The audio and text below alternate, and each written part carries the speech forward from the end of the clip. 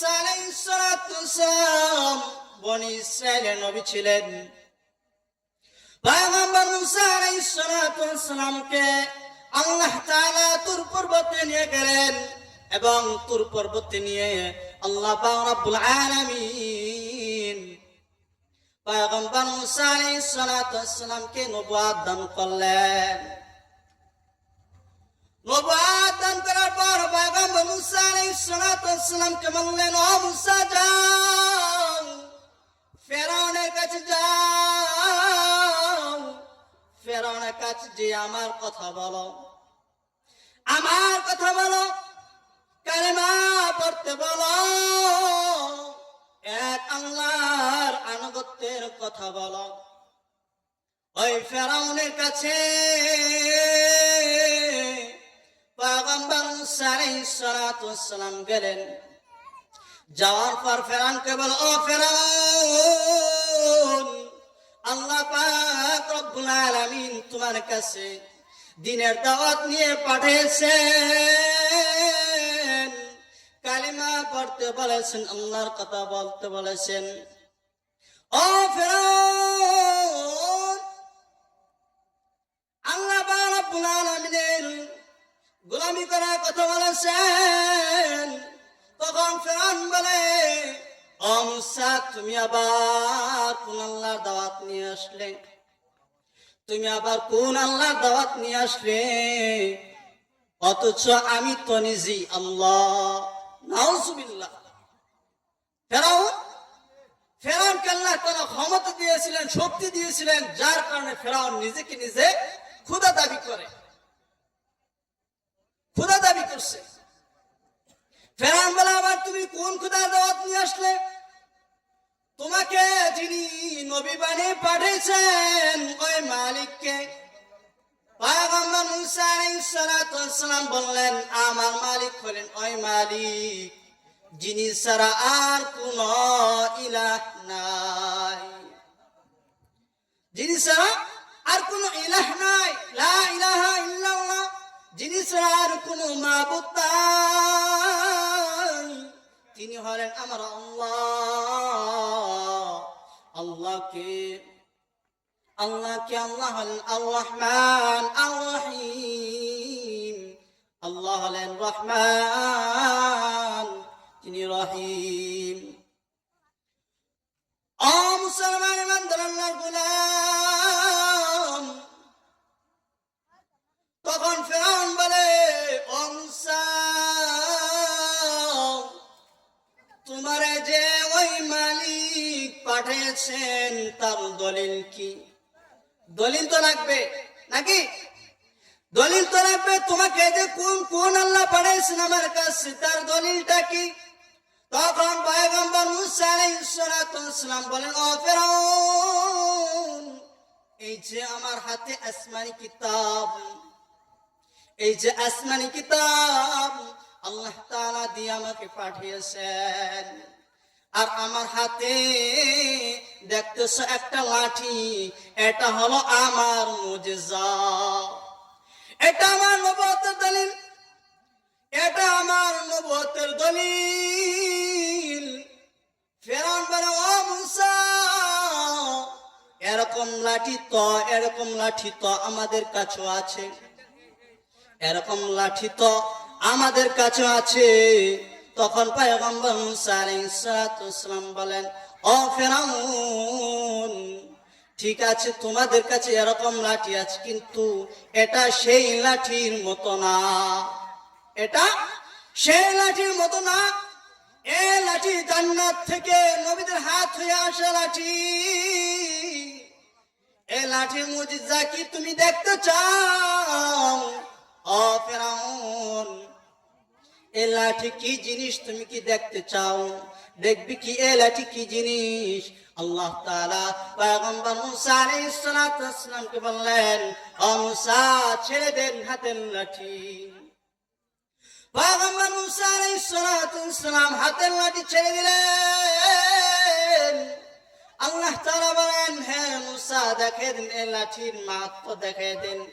তখন মুসা আলাইহিস সালাতু ওয়াসসালাম লাঠি ছেড়ে দিলেন, সাথে সাথে ওই লাঠিটা একটা বিরাট বড় সাপে পরিণত হইল। তাফসীরে কিতাবে আসছে এত বড় সাপের দুই ঠোঁটের মাঝখানে জায়গা ছিল 40 গজ। আল্লাহু আকবার। আল্লাহ তাআলার দরবারে অসংখ্য শুকরিয়া যে মহারব্বুল আলামিন আমাদেরকে জান্নাতের বাগানে আসার এবং বসার তৌফিক দান করেছেন। এই জন্য সকলে অন্তরস্থল থেকে শুকরিয়া জ্ঞাপন করি। সকলে আলহামদুলিল্লাহ। মুহতারাম হাজরিন, লক্ষ কোটি দুরূদ ও সালাম বর্ষিত হোক আকায়ে নামদার তাজদারে মদিনা আহমদ মুস্তাফা মুহাম্মদ মুস্তাফা সাল্লাল্লাহু আলাইহি ওয়াসাল্লাম রওজা মুবারকে। মুহতারাম হাজরিন, আজ আমরা বিশেষ একটা উদ্দেশ্যকে সামনে নিয়ে একত্রিত হয়েছি। আজ আমরা বিশেষ একটা উদ্দেশ্যকে নিয়ে আজ এই মাহফিলের ইন্তজাম করা হয়েছে। সেটা হলো আমরা কিছুক্ষণ নেককারদের সান্নিধ্যে থাকব এবং তাদের মুখ থেকে, তাদের জবান থেকে আমরা হেদায়েতের কথাবার্তা শুনব এবং সেটা নিজের জীবনে বাস্তবায়ন করার জন্য উলামায়ে কেরামের কাছে, নেককারদের কাছে বেশি বেশি আমাদেরকে যাতায়াত করতে হবে। নেক মজলিসে আমাদেরকে বেশি বেশি যাইতে হবে। আর এই উদ্দেশ্যে পূর্ণ সফলতা পেতে হলে আমাদেরকে বছরে একবার নয়, মাঝে মধ্যেই নেক মজলিসে, নেককারদের মজলিসে আমাদেরকে যাইতে হবে। নেককারদের সান্নিধ্যে আমাদের সময় ব্যয় করতে হবে।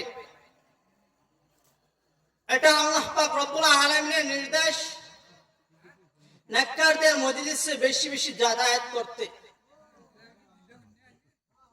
আল্লাহ পাক রব্বুল আলামিন বলেন,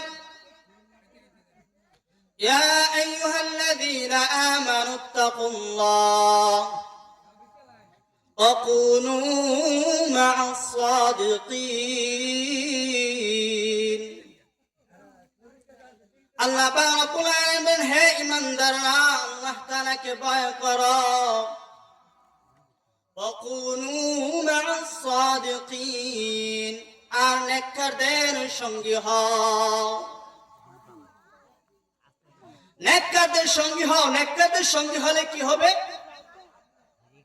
নেককারদের সঙ্গী হলে তুমি আমল করতে পারবা, আমলের পদ্ধতি তুমি শিখতে পারবা। এই জন্য নেক মজলিসে থাকলে, নেক পরিবেশ থাকলে ওই আখলাকটা, চরিত্রটা তোমার ভিতরে আসবে। এই জন্য আল্লাহ পাক রব্বুল আলামিন আমাদেরকে নেক মজলিসে, নেককারদের মজলিসে বেশি বেশি যাতায়াত করতে বলেছেন এবং নেককারদের খেদমত বেশি বেশি করতে বলেছেন। যার ভিতরে আমলের রং যত বেশি, আল্লাহ পাকের কাছে সে প্রিয় তত বেশি। যার ওয়াজ বেশি সুন্দর, সে কি আল্লাহ তাআলার কাছে বেশি প্রিয়? না, যার আমল বেশি সুন্দর সে আল্লাহ তাআলার কাছে বেশি প্রিয়। অবশ্যই যার আমল বেশি সুন্দর সেই আল্লাহ তাআলার কাছে বেশি প্রিয়। এই জন্য আমাদেরকে আমল বাড়াতে হলে নেক মজলিসে বেশি বেশি যাইতে হবে। আবার যার চেহারা অনেক সুন্দর, চেহারা অনেক সুন্দর, সে কি আল্লাহ তাআলার কাছে দামি? নাকি যার আমল বেশি সুন্দর সে আল্লাহ তাআলার কাছে দামি? অবশ্যই যার আমল বেশি সুন্দর সেই আল্লাহ তাআলার কাছে বেশি দামি। ও মুসলমান ইমানদার আল্লাহর গোলাম, মনোযোগ দিয়ে কথাগুলো শুনতে হবে। ও পর্দার আড়ালের মা ও বোনেরা, দিলের কান দিয়ে কথাগুলো শুনতে হবে। ধন দৌলত, পোশাক পরিচ্ছদ, বাড়ি গাড়ি সুন্দর, কিন্তু আমলটাও অসুন্দর। আল্লাহ তাআলার কাছে তার কোনো দাম নাই। আছে? তার কোনো দাম আছে? কোনো দাম নাই। অনেক সম্পদ কামাইলেন, টাকা পয়সা কামাইলেন, সব সুন্দর করলেন, কিন্তু আপনার আমলটাও অসুন্দর, তাহলে আপনার আল্লাহ তাআলার কাছে আপনি প্রিয় হবেন না। আরে মুসলমান, আল্লাহর গোলাম, রাসূল সাল্লাল্লাহু আলাইহি ওয়াসাল্লামের কাছে তার দাম সবচেয়ে বেশি, যার ভিতরে রাসূলের সুন্নতের রং যত বেশি, সে হলো রাসূল সাল্লাল্লাহু আলাইহি ওয়াসাল্লামের কাছে দামি মানুষ। মুসলমান ইমানদার আল্লাহর গোলাম আর বান্দা হিসেবে আল্লাহর পেয়ারা, সে তত বেশি যার ভিতরে ইবাদতের রং বেশি। আর যার ভিতরে ইবাদতের রং, রাসূলের সুন্নতের রং দিয়ে যত বেশি, সে আল্লাহ তাআলার পেয়ারা তত বেশি। মুসলমান ইমানদার আল্লাহর গোলাম, ধরেন এখানে যারা আওয়াজ শোনার জন্য, বয়ান শোনার জন্য বসে আছেন, কিংবা যারা বয়ান শোনার জন্য আসবে কিংবা আসতেছে, অনেকে পাঞ্জাবি গায়ে দিয়ে আসতেছেন, আবার অনেকে শার্ট গায়ে দিয়ে আসতেছেন, অনেকে টুপি ছাড়া আসবে, আবার অনেকে টুপি পরেও আসবে। যারা টুপি ছাড়া আসবে আর যারা শার্ট গায়ে দিয়ে আসবে, তাদের সাথে আমার কোনো দুশ্মনীও না, তাদের সাথে কোনো আমার আদাওয়াতিও না রে মুমিন। আর মুসলমান ইমানদার আল্লাহর গোলাম, যারা টুপি পরে পাঞ্জাবি গায়ে দিয়ে এই জান্নাতের ময়দানে বসবে, নেক আমল করার জন্য বয়ানটা শুনবে, নিজের জীবনে ফিট করার জন্য শুনবে, তার দেহের মধ্যে আমল বেশি দেখা যাবে, তার দেহের মধ্যে আমল বেশি দেখা যাবে। যার একটা আমল বেশি আল্লাহ তাআলার কাছে, তার দামও বেশি। মুসলমান ইমানদার আল্লাহর গোলাম, পয়গম্বর মুসা আলাইহিস সালাতু ওয়াস সালাম বনি ইসরাইলের নবী ছিলেন। পয়গম্বর মুসা আলাইহিস সালাতু ওয়াস সালামকে আল্লাহ তাআলা তুর পর্বতে নিয়ে গেলেন, এবং তুর পর্বতে নিয়ে আল্লাহ পাক রব্বুল আলামিন পয়গম্বর মুসা আলাইহিস সালাতু ওয়াস সালামকে নবুয়ত দান করলেন। নবুয়ত দান করার পর পয়গম্বর মুসা আলাইহিস সালাতু ওয়াস সালামকে বললেন, ও মুসা, যাও ফেরাউনের কাছে যাও, ফেরাউনের কাছে যে আমার কথা বলো, আমার কথা বলো, কালেমা পড়তে বলো, এক আল্লাহর আনুগত্যের কথা বলো। ওই ফেরাউনের কাছে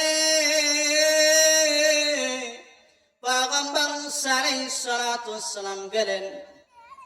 যাওয়ার পর ফেরাউনকে বল, ও ফেরাউন, আল্লাহ পাক রব্বুল আলামিন তোমার কাছে দ্বীনের দাওয়াত নিয়ে পাঠিয়েছেন,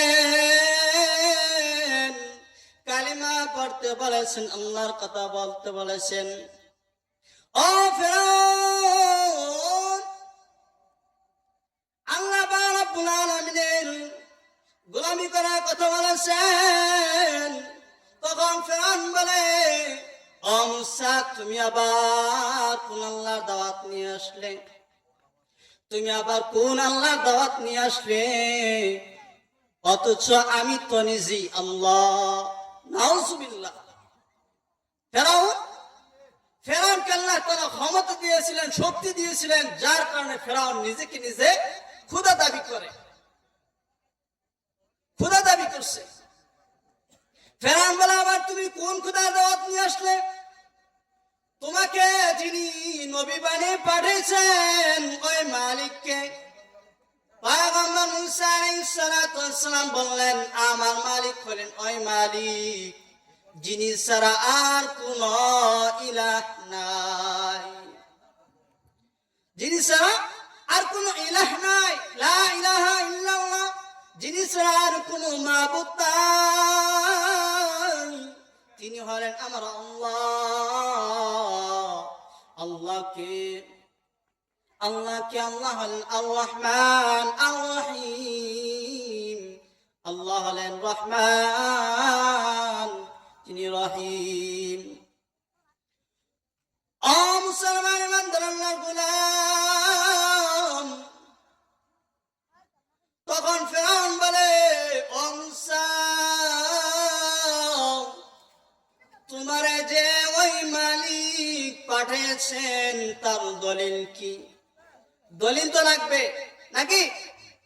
দলিল তো লাগবে। তোমাকে যে কোন আল্লাহ পাঠিয়েছেন আমার কাছে, তার দলিলটা কি? তখন পয়গম্বর মুসা আলাইহিস সালাম বলেন, ও ফিরআউন, এই যে আমার হাতে আসমানি কিতাব, এই যে আসমানি কিতাব আল্লাহ তাআলা দিয়ে আমাকে পাঠিয়েছেন, আর আমার হাতে দেখতেছো একটা লাঠি, এটা হলো আমার মুজিজা, এটা আমার নবুয়তের দলিল, এটা আমার নবুয়তের দলিল। ফিরআউন বলে, ও মুসা, এরকম লাঠি তো আমাদের কাছে আছে, এরকম লাঠি তো আমাদের কাছে আছে। তখন পয়গম্বর মুসা আলাইহিস সালাম বলেন, ও ফিরআউন, ঠিক আছে তোমাদের কাছে এরকম লাঠি আছে, কিন্তু এটা সেই লাঠির মতো না, এটা সেই লাঠির মতো না। এই লাঠি জান্নাত থেকে নবীদের হাত হয়ে আসা লাঠি। এই লাঠির মুজিজা কি তুমি দেখতে চাও? ও ফিরআউন, এই লাঠি কি জিনিস তুমি কি দেখতে চাও? দেখবি কি এই লাঠি কি জিনিস? আল্লাহ তাআলা পয়গম্বর মুসা আলাইহিস সালামকে বললেন, ও মুসা, ছেড়ে দেন হাতের লাঠি। পয়গম্বর মুসা আলাইহিস সালাম হাতের লাঠি ছেড়ে দিলেন। আল্লাহ তাআলা বলেন, হে মুসা, দেখে দিন এই লাঠির মাহাত্ম, দেখে দিন। তখন মুসা আলাইহিস সালাম লাঠি ছেড়ে দিলেন, সাথে সাথে ওই লাঠিটা একটা বিরাট বড় সাপে পরিণত হইল। তাফসীরে কিতাবে আসছে, এত বড় সাপের দুই ঠোঁটের মাঝখানে জায়গা ছিল 40 গজ। আল্লাহু আকবার। দুই ঠোঁটের মাঝখানে জায়গা হলো 40 গজ। যদি 40 গজ দুই ঠোঁটের মাঝখানে জায়গা হয়, তাহলে ওই সাপটা কত বড়, ওই সাপটা কত বড়। ও মুসলমান ইমানদার আল্লাহর গোলাম, এত বড় সাপ দেখে ফিরআউন ভয় পেয়ে গেলেন, এবং ওর মন্ত্রী পরিষদের যারা ছিলেন সকলে কি করলেন? ভয় পেয়ে গেলেন। এমনকি পয়গম্বর মুসা আলাইহিস সালাম ও তার সাহাবারা ভয় পেয়ে গেলেন। আল্লাহ তাআলা পয়গম্বর মুসা আলাইহিস সালামকে বললেন, ও মুসা, তুমি ভয় পাও কেন? ও মুসা, তুমি ভয় পাও কেন? তুমি ধরো ওটাকে। তোমার ধরতে দেরি, কিন্তু আবার ওই লাঠিটাকে তুমি ধরতে দেরি, কিন্তু আমি আবার ওটাকে লাঠি বানাতে আল্লাহ দেরি করব না। সুবহানাল্লাহ। কি করব না? দেরি করব না। ও মুসলমান ইমানদার আল্লাহর গোলাম ও যুবক, ও পয়গম্বর মুসা আলাইহিস সালাম এই বিশাল বড় সাপের লেজটা ধরলেন। তখন ফিরআউন বলে, তুমি যে অনেক বড় ভালো একজন অভিজ্ঞ জাদুকর, আমি বুঝে ফেলেছি। তুমি অনেক বড় জাদুর শিক্ষা নিয়ে মিশরে প্রবেশ করেছ। জাদুকরের সঙ্গে আমার কথা না, জাদুকরের সাথে জাদুকরদের কথা হবে। তখন ফেরাউন কি করলেন, দেশের মধ্যে একটা খেলার আয়োজন করলেন। দেশের মধ্যে একটা খেলার আয়োজন করলেন। আমিন, দেশের মধ্যে একটা খেলার আয়োজন করলেন।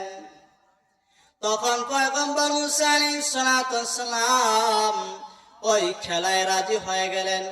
তখন পয়গম্বর মুসা আলাইহিস সালাম বলেন, ফেরাউনের চ্যালেঞ্জ গ্রহণ করে বলে, কোন সময় এই খেলা হবে, কোন সময়ে খেলা হবে?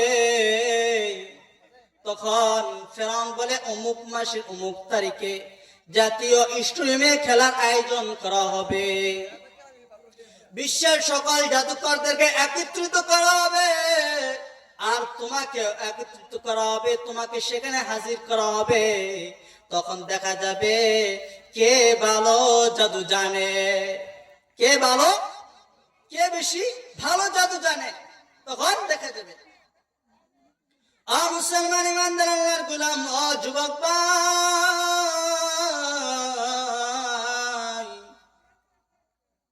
যে যুগে যে বিশ্বের প্রভাব বেশি ছিল, নবীকে উক্ত বিশ্বের সর্বোচ্চ শক্তি দিয়ে আল্লাহ তাআলা মুজিজা দান করছেন। আল্লাহ পাক রব্বুল আলামিন সর্বোচ্চ শক্তি দিয়ে মুজিজা দান করছেন। মুসলমান ইমানদার আল্লাহর গোলাম ও যুবক ও পর্দার মা ও বোনেরা, মনের কান দিয়ে শুনবেন, এটা আল্লাহ পাক রব্বুল আলামিনের নিজাম এবং নিয়ম। হযরত ঈসা আলাইহিস সালামের যুগে চিকিৎসা বিজ্ঞানের প্রভাব বেশি ছিল, ভালো চিকিৎসকের কদর সবার উপরে ছিল। আল্লাহ পাক রব্বুল আলামিন পয়গম্বর ঈসা আলাইহিস সালামকে চিকিৎসক বানিয়ে দুনিয়ায় পদার্পণ করছেন।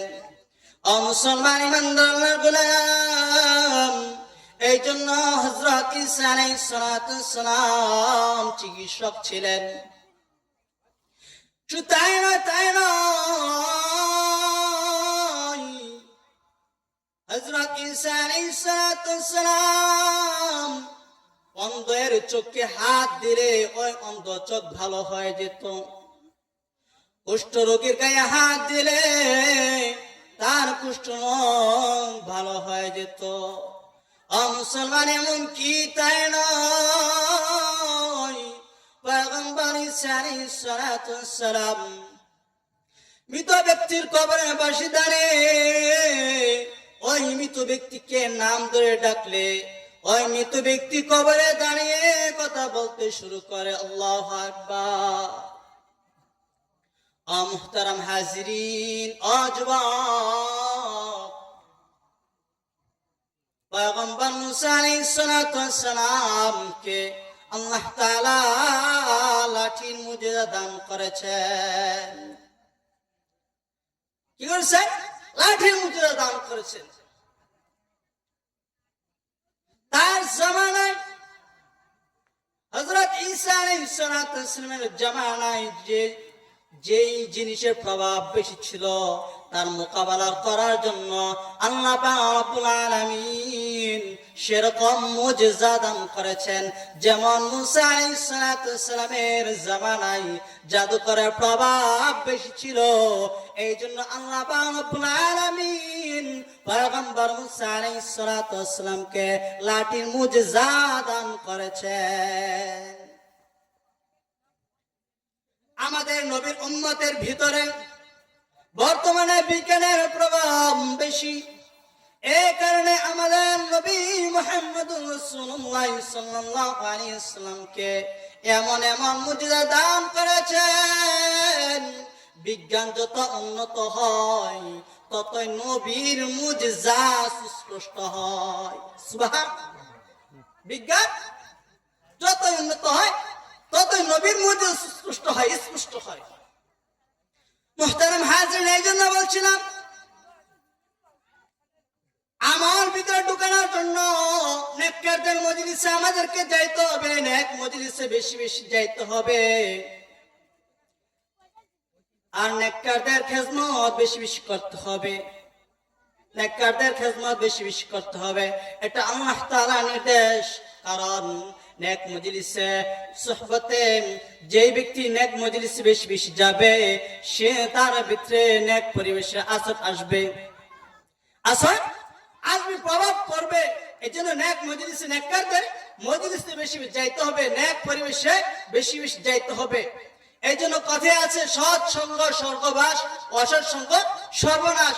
এই জন্য আমাদের মুরব্বীরা বলেন নেক মজলিসে প্রতিদিন যাও, প্রতিদিন প্রতিনিয়তে কোন না কোন নেককারের সোহবত লাভ করো, সোহবত লাভ করো। এই জন্য শরীয়ত কিছু কিছু ইবাদত আছে যেটা আল্লাহ পাক রব্বুল আলামিন আমাদেরকে করতে বলেছেন। এর মধ্যে একটা হলো নেক মজলিসে বেশি বেশি যাতায়াত করা। নেক মজলিসে গেলে কি হবে? আমাদের ঈমান তরুতাজা হবে এবং আমলে ভালো লাগবে। এই জন্য আল্লাহ পাক রব্বুল আলামিন সূরা আল ইমরানের শুরুতে ঈমানদারদেরকে মহব্বত করে আদরের সাথে ডেকে বলেছেন ইয়া আইয়ুহাল্লাযীনা আমানুত্তাকুল্লাহ। আল্লাহ তাআলা কয় হে ঈমানদাররা, আল্লাহ পাক রব্বুল আলামিনকে ভয় করো। কিরকম ভয়? ভয় করার মতন ভয় করো। সাবধান, পরিপূর্ণ মুসলমান না হয়ে কিন্তু মৃত্যুবরণ করিও না। পরিপূর্ণ মুসলমান না হয়ে কিন্তু মৃত্যুবরণ করো না। যদি তুমি পরিপূর্ণভাবে মুসলমান হয়ে ঈমানদার হয়ে মৃত্যুবরণ করতে পারো, তাহলে তোমার কবর থেকে কিন্তু জান্নাত শুরু হয়ে যাবে। আর যদি তুমি মুসলমান না হয়ে কিন্তু গরু খাওয়া মুসলমান হয়ে যদি মৃত্যুবরণ করো, তাহলে কিন্তু তোমার কবর থেকে জাহান্নাম শুরু হয়ে যাবে, জাহান্নাম শুরু হয়ে যাবে। এই জন্য মুহতারাম হাজরিন, আমাদের ভিতরে আমলে রং আনতে হবে। আমলে জিন্দেগি উলামায়ে কেরাম যে আলোচনা করবেন, যে হেদায়েতের কথাবার্তা বলবেন, সেটা নিজের জীবনে বাস্তবায়ন করার জন্য আজ আমরা একত্রিত হয়েছি এবং আমাদেরকে এই যে উদ্দেশ্যে আল্লাহ তাআলা পাঠিয়েছেন তার গোলামি করার জন্য, সেটা উলামায়ে কেরামের কাছ থেকে শিখবো। নেককার মজলিস, নেক মজলিস যাইয়া নেককারদের থেকে শিখে এরা নিজের জীবনে ফিট করতে হবে। এই জন্য আল্লাহ পাক রব্বুল আলামিন আমাকে আপনাকে বড় আদরের সাথে ডেকে বলেছেন সাবধান, পরিপূর্ণ মুসলমান না হয়ে কিন্তু তুমি কবর আইসো না। আল্লাহ পাক রব্বুল আলামিন আমাদেরকে পরিপূর্ণ মুত্তাকি পরহেজগার ঈমানদার হিসেবে কবুল করেন এবং ঈমানদার বানিয়ে কবরে যেন নেয়। এজন্য সকলে আমিন। মুহতারাম হাজরিন, আমাদের আমন্ত্রিত উলামায়ে কেরাম চলে আসছেন। হযরত যে আলোচনা করবেন দিলে খোরাক সম্পর্কে, আমরা এই আলোচনাটা আমাদের এখানে রেখে যাব না। এটা এই আলোচনাটা হযরত যা বলবেন সেটা আমার নিজের জীবনে ফিট করার চেষ্টা করব। এই নিয়তে আমরা আলোচনা শুনবো এবং সকলে এই জান্নাতের ময়দানে আসার চেষ্টা করব, যাতে এটা আমার কাল কিয়ামতে জরিয়া হিসেবে দাঁড়ায়। এই জন্য মুহতারাম হাজরিন, হযরত চলে আসছেন। তো আল্লাহ পাক রব্বুল আলামিন যে দুই চারটা কথা আমার জবান দ্বারা বের করছেন, আল্লাহ পাক রব্বুল আলামিন এতটুকু প্রথম আমাকে আমল করার তৌফিক দান করুক, আর যারা শ্রবণ করেছেন সকলকে আমল করার তৌফিক দান করুক। ওমা আলাইনা ইল্লাল বালাগ। আসসালামু আলাইকুম ওয়া রাহমাতুল্লাহ।